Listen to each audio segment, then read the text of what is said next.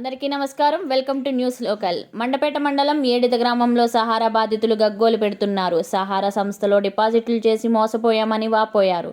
కాలపరిమితి ముగిసినా వారి సొమ్ము వారికి ఇవ్వకపోవడంతో మీడియాను ఆశ్రయించారు. తమ గ్రామంలో సుమారు 150 నుంచి 200 మంది డిపాజిటర్లు ఉన్నామని, తామంతా కూలీ నాలీ చేసుకుని కూడబెట్టిన సొమ్ముని ఇందులో జమ చేశామన్నారు.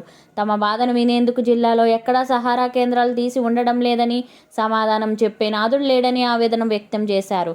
దీంతో గ్రామ పెద్దలు వారికి అండగా ఉంటామని భరోసా ఇచ్చారు. దీనిపై సహారా ఏజెంట్ను ప్రశ్నించగా, సహారా డిపాజిట్లు సంబంధించి కేసు సుప్రీంకోర్టులో నడుస్తున్నందున విషయం నా చేతిలో లేదని, డిపాజిటర్లతో పాటు తాను 12 లక్షలు నష్టపోయానని అన్నాడు.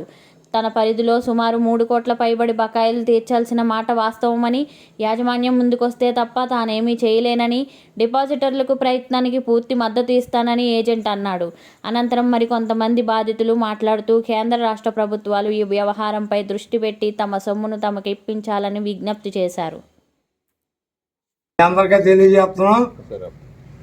సుమారు 150 మంది వరకు ఈ డిపాజిట్దారులు ఉన్నారు. కోటి రూపాయలు సుమారుగా ఉన్నది డిపాజిట్ల అమౌంట్. ఏ విధమైన రెస్పాన్స్ ఎవరి వల్ల మాకు ఆఫీసులు మూసేశారు. సారా ఆఫీసులు ఎక్కడ తెరిచలేవు. ఎక్కడికి వెళ్దామన్నా ఎవరితో విన్నవించుకుందామన్నా మా సమస్యను పరిశీలించే అధికారి కానీ ఆఫీసర్లు కానీ ఎవరూ లేరు.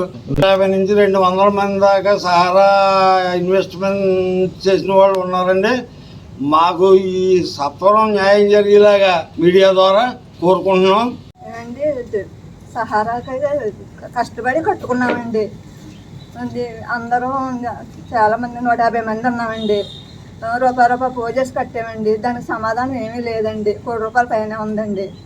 మాకు ఏ సహాయం చేస్తారో మీ ద్వారా సహాయం చేయాలని కోరుతున్నామండి.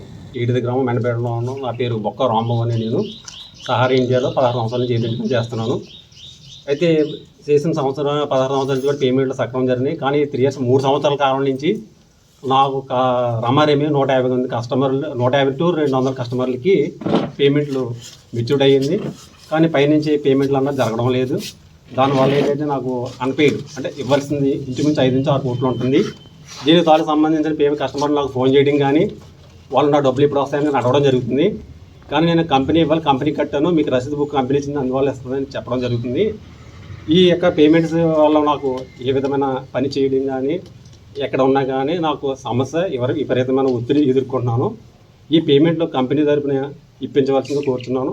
దీనివల్ల నేను కస్టమర్ వాళ్ళకి సమాధానం చెప్పడం కానీ, వాళ్ళ పేమెంట్ ఇచ్చేదాకా కూడా నాకు మనసు అందుకని వాళ్ళు కానీ వాళ్ళు ఏదో చిన్న తినక కట్టారు నా మీద నమ్మకంతో.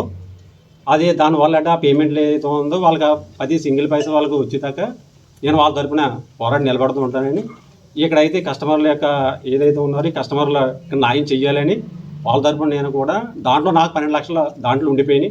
ఆ 12 లక్షలు కూడా నేను లాస్ అయి ఉన్నాను. నాతో పాటు వాళ్ళకు కూడా న్యాయం చేయాలని నేను పత్రిక విలేకరులతో కోరుతున్నాను. ఏడిద గ్రామంలో సహారా బాధితులు ఉన్నారన్న విషయం నిన్ననే మా దృష్టికి వచ్చింది.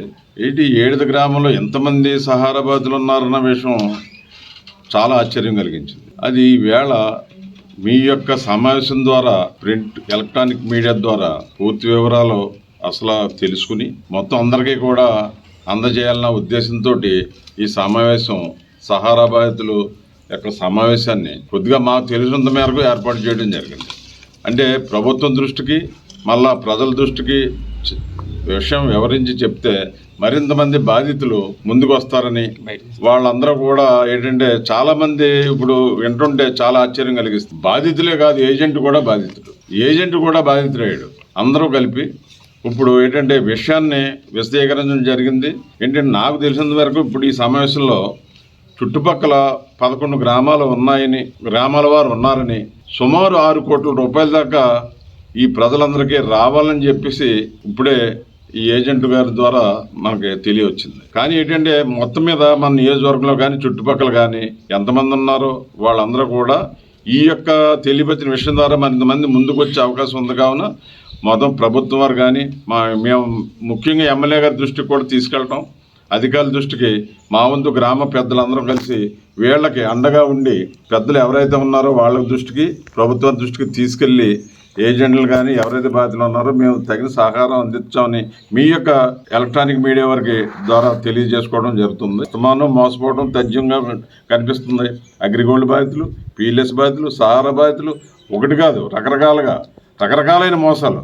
అంటే ఏంటంటే చిన్న చట్టంలో ఉన్న లూపోల్ని ఆధారంగా చేసుకుని చిన్న అల్పాదాయ వర్గాలు యొక్క దాచుకున్న పొదుపుని ఈ రకమైనటువంటి దుస్థితికి దిగజారుతున్నారు. గ్రామీణ వాతావరణంలోనూ అశాంతికి చాలామంది బాధితులు అయిపోయారు.